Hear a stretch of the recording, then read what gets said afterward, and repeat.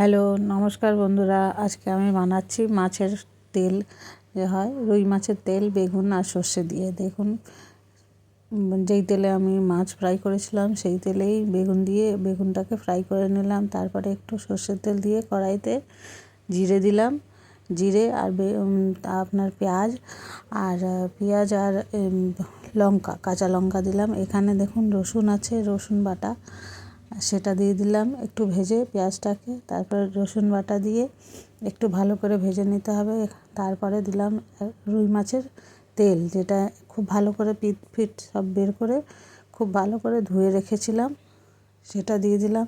এবার একটু নাড়াচাড়া করে খুব ভালো করে ভেজে নিতে হবে। ভেজে নিয়ে তারপরে এখানে দেখুন টমেটো দিচ্ছি, যখন ভাজা হয়ে গেছে তখন টমেটো দিলাম। তারপরে এবার দিচ্ছি মশলাগুলো, নুন, হলুদ, লবণ আছে, হলুদ আছে, আপনার লাল লঙ্কার গুঁড়ো আছে, তারপরে কাশ্মীরি লঙ্কার গুঁড়ো আছে। এখানে এগুলো সব কিছু দিয়ে ভালো করে মিক্স করে খুব ভালো করে ঢেকে ঢেকে একটু ভাজতে হবে। ভাজার পরে দেখুন তেল ছেড়ে দিয়েছে। তারপরে দিলাম বেগুন দিয়ে আবার একটু ভালো করে ভাজতে হবে।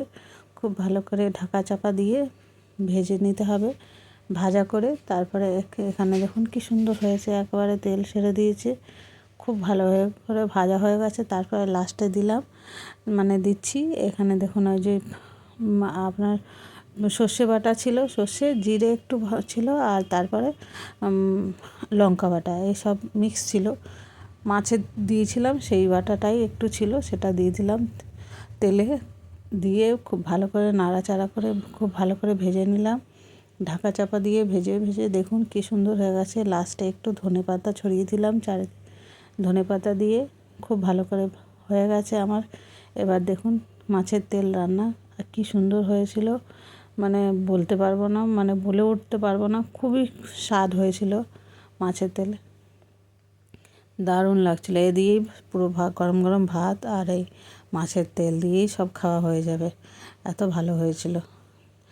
ভালো লাগলে লাইক, শেয়ার, সাবস্ক্রাইব করবেন নিশ্চয়ই।